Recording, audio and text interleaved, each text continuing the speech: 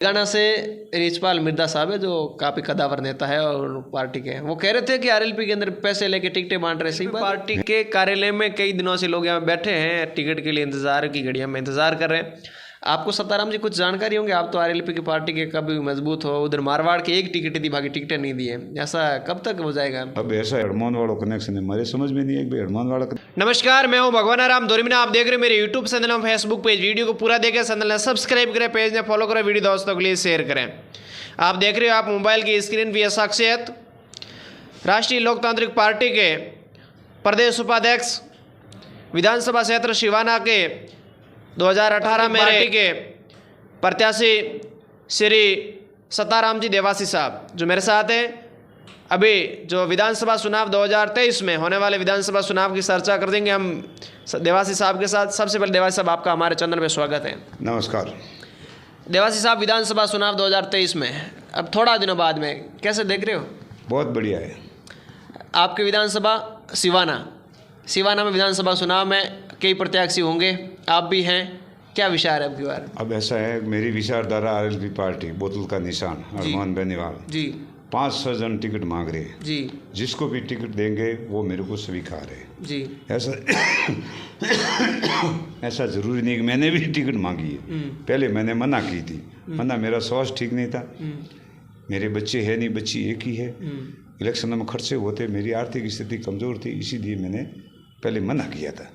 अब हमारी समाज है, देवासी समाज, वो सब इकट्ठी होकर बोलते हैं सत्ताराम जी आप सुना दो, हम आपकी मदद करेंगे जी। आर्थिक स्थिति मेरी कमज़ोर है तो कि आप टेंशन मत करो, समाज है आपके पीछे और आपकी मदद करेंगे, आप टिकट लेके आओ। तो मैंने भाई साहब के पास में टिकट मांगी है। अगर दे नहीं दे वो हनुमान जी भाई साहब जाने, मेरे पास में टिकट लेनी हाथ की बात नहीं। टिकट देने वाला हनुमान बेनीवाल है। मैंने इस पर कह दिया टिकट देगी तो भी लेके आऊँगा, नहीं टिकट देगी जिसी को भी देंगे टिकट उसको मैं लेके आऊँगा। और मेरे दम खम एडी से छोटी खुदा जोर करके भी मैं उसको जिताने की पूरी कोशिश करूँगा।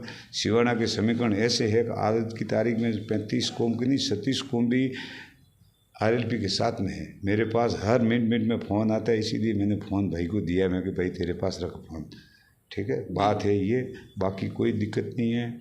दम खम से मैं तो ये कह रहा हूँ कि सिवाना की सीट आरएलपी के खाते में जाएगी, इसमें कोई फ़र्क नहीं है। अभी टिकट किसको दे किसको नहीं दे वो साहब जाने, साहब का काम जाने। हनुमान जी मेरे हाथ में है नहीं, दावेदारी करनी थी, 5-6 जन ने कर ली दावेदारी। आरएलपी पार्टी के आप बहुत बड़े नेताओं में नाम है आपका, प्रदेश के उपाध्यक्ष, आपको तो पता होगा कौन सुना? नहीं, मेरे को पता नहीं किसको टिकट दे, वो मेरे बात नहीं, कोई झूठ नहीं बोलता हूँ मैं तो। सब 25 तारीख से आज कितनी 3 तारीख होगी, 2 तारीख होगी ना, तो मैंने 5 बार जी घर से यहाँ आने जाना किया है। मतलब घर जाता हूँ, वापस फ़ोन करते वापस आओ, यहाँ आके हाजिर हो जाता हूँ। मैं परसों शाम को तो बस में बैठ के घर गया था, सुबह 7 बजे कल उतरा। मेरी थोड़ी तबीयत नरम हो गई थी, मैंने बाटला इंजेक्शन चढ़ाया।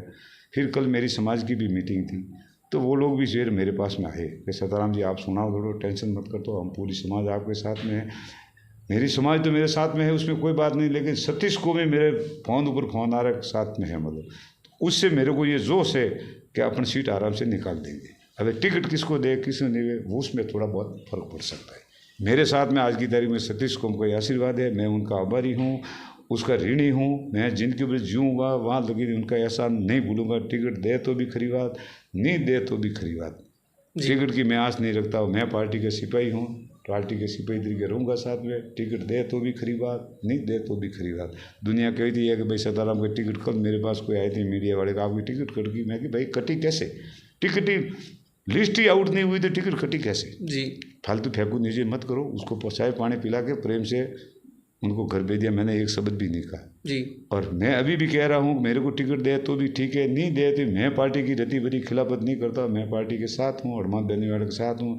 मेरी तो एक ही मन की मंशा है, 65 साल की उम्र हो गई, एक बार हनुमान बेनीवाल राजस्थान का मुख्यमंत्री बन जाए तो मेरी इच्छा पूरी हो जाएगी। मेरी मन की तमन्ना एक ही है बस, मैं पार्टी के साथ। आप चाहते हो हनुमान बेनीवाल सीएम बनने का, इसमें कोई फर्क नहीं है। मतलब कब तक मानते हैं? अब देखो भाग्य की बातें हैं, अब कितने उम्मीदवार चुनाव लड़ते हैं, कितनी सीटें निकलती है जी।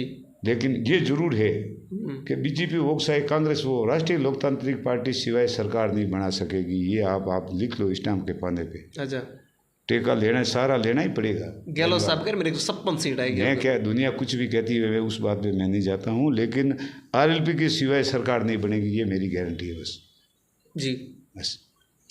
आपके विधानसभा क्षेत्र शिवाना में कांग्रेस पार्टी ने ठाकुर कर्नल मानवीर सिंह साहब को उतारा है। मैं क्या कह रहा हूँ, एक तरफ तो है आबू का पर्वत, एक तरफ है हिमालय का पहाड़।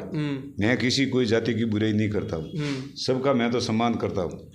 कोई टिकट लेके आवे, अब आरएलपी कोई राजपूत को दे दे तो मेरे को क्या दिक्कत है?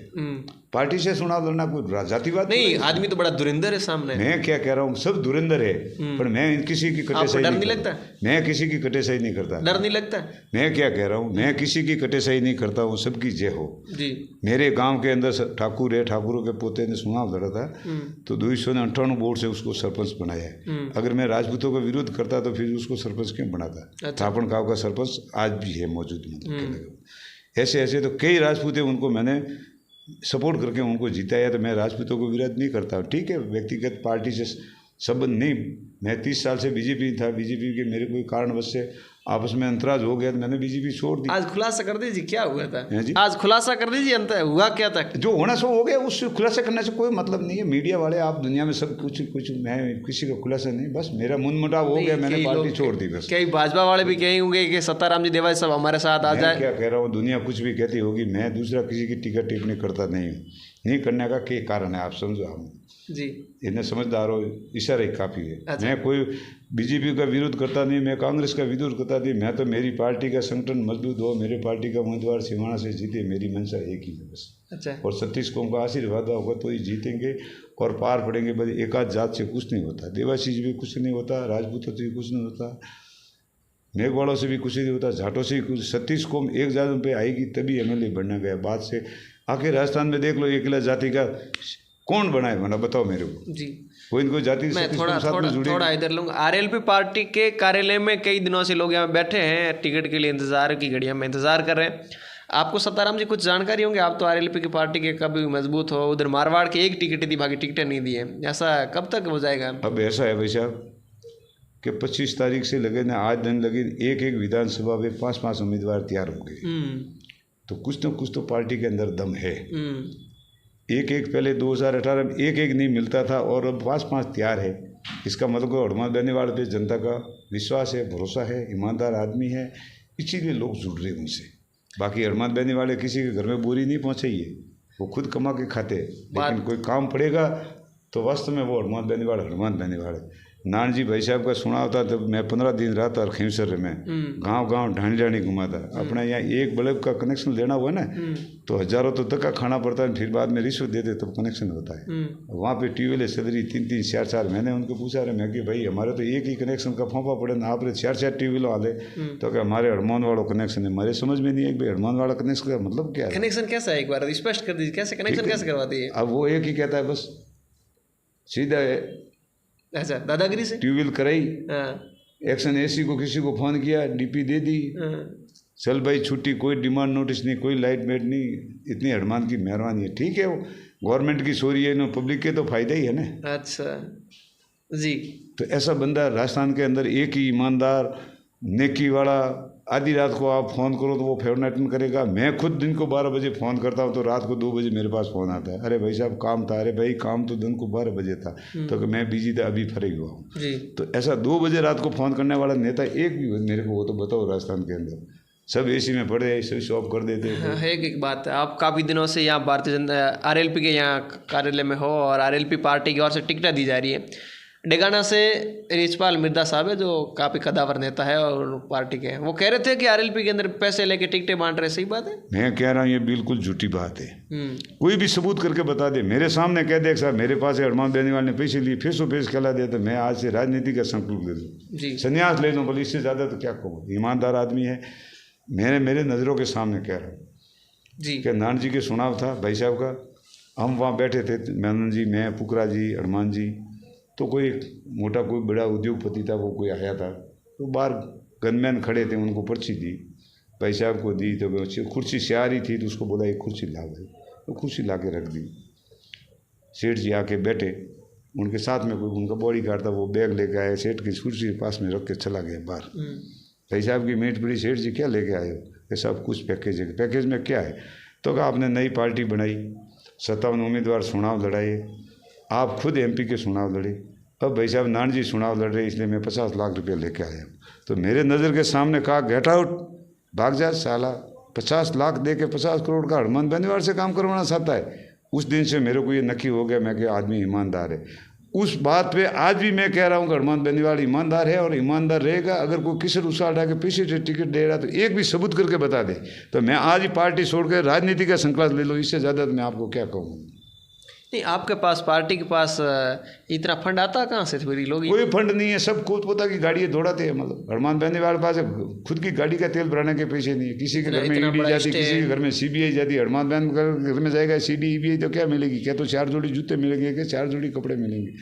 इतना बीजेपी कांग्रेस की खुलावत कर रहा है, खुले आम चैलेंज देके कर रहा है, तो ईडी वाले जाए ना उनके घर में, तो इसने कुछ काला तोला किया ही नहीं है। मेरे को पता है कि 2003 से है तो विपक्ष में चल रहा है। क्या किया? मैं इनके घर गया हुआ हूँ, इनके पिताजी रामदेव जी के हाथ से मकाम बनाए हुए, अभी तक उसकी मकाम की पुताई नहीं हुई है। तो पैसे होते तो महल बना देता जी। उसने कुछ किया ही नहीं है। बस जो किया वो किसानों के लिए किया, गरीबों के लिए किया, दलितों के लिए किया। आज भी वो संघर्ष कर रहा है। रोडों पे कौन बैठने वाला है रात को 2-2, 4-4 बजे? कौन से, मैंने देखा कौन से एमएलए एमपी के मंत्री है कि रात को 2 बजे सचिवालय खुला के वार्तालाप करता है? ये बंदा हनुमान बेनीवाल राजस्थान का एक टोंक के अंदर मीटिंग थी और हम वहाँ थे कि नहीं कलेक्टर से बात नहीं करेंगे, अपन जयपुर कुछ करेंगे। तो ट्राल नौके पे नाकाबंदी कर दी थी, 2 घंटे हम वहाँ बैठे रहे। फिर आज में सचिवालय खुला रात को 12 बजे और वार्तालाप की। तो उस दिन से मैंने समझा मैं कि ऐसा ईमानदार दमक नेता कोई नहीं है। सब अपना अपना ड्यूटी से घर चले जाते हैं। रात को 12 बजे सचिवालय खोल के वार्तालाप करनी हर जगह के विषय का बात नहीं है। मतलब हम लोग भी जी रहे तो हनुमान बेनीवाल की देन से जी रहे। कोई भी काम होता सीधा कलेक्टर एसपी को फ़ोन करे, लल्लू पंजू को वो फ़ोन ही नहीं करता है। सिवाना की जनता का कुछ कहना चाहते हो तो? सिवाना की जनता खुश है आरएलपी पे, कहना क्या? वो वोट देंगे या तो आप कुछ कहना चाहते हो तो? मैं कुछ नहीं कह रहा। मैं तो सिवाना की जनता का मेरे पे आशीर्वाद है। पहले मैंने 15 दिन ही पार्टी हुई थी, मेरे को भी इतना अनुभव नहीं था कि 30 साल से राजनीतिक से जुड़ा हुआ था, लेकिन मैंने चुनाव नहीं लड़ा। लड़ाया चुनाव जरूर, खुद ने चुनाव लड़ा तो मेरे को भी ठोकर लगी, तो अक्ल आई मेरे को भी चुनाव कैसे लड़ा जाता है। बहुत अच्छा आशीर्वाद रहा। 20,000 वोट 15 दिन में मिले मेरे भाई साहब। कोई कम है क्या?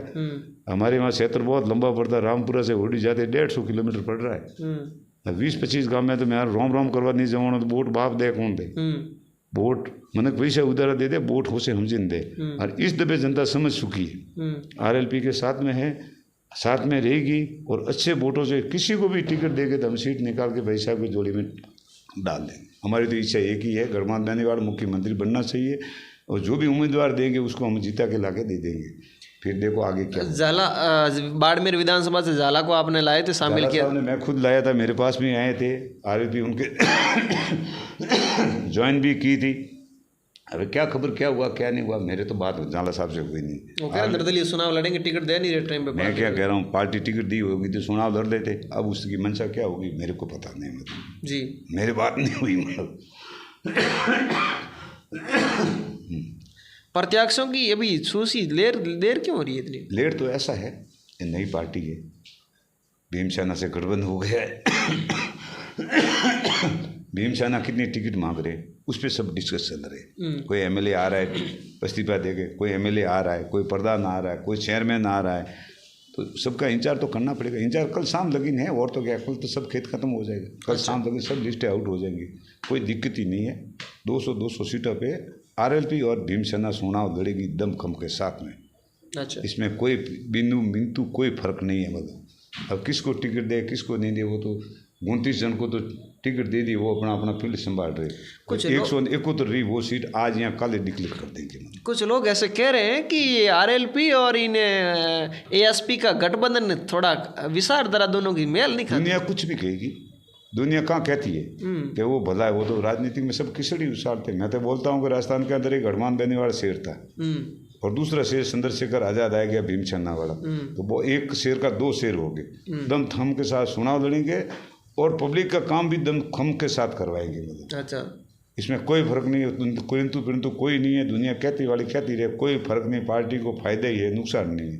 और भविष्य के लिए भी पार्टी को फायदा है, भीमसेना से कोई नुकसान नहीं है। दलितों को फायदा होगा नहीं होगा इस पार्टी से? दलितों को फायदा होगा नहीं होगा इस पार्टी से? मैं क्या कह रहा हूँ, कोई दलितों को तो फायदा है ही, लेकिन दलितों के फायदे के पीछे पीछे दूसरे समाज को भी तो फायदा ही है ना। अच्छा, क्या भीमसेना वाला मीटिंग करेगा तो भीमसेना वाला वोट देंगे तो वो अपना फायदा ही है ना। कांग्रेस के भी वोट टूट रहे हैं ना, मतलब नहीं ऐसा भी बीजेपी के भी वोट टूट रहे हैं, मतलब आपके आरएलपी के नेता ऐसे कह रहे हैं कि जो अब ये भीम आर्मी वालों को लाए तो वो टिकटें मांगने लगे थे, हमने तैयारी हमने की थी। अगर जो आरएलपी की विचारधारा वाला तो ये नहीं कहेगा कि भीमसेना से गठबंधन करने के नुकसान है, और आलतू फालतू को कहे उनसे कोई मतलब नहीं है। आपने आरएलपी का मेन कार्यकर्ता किसी के मुंह से सुना है कि भीमसेना की गठबंधन करने से हमारे को नुकसान है?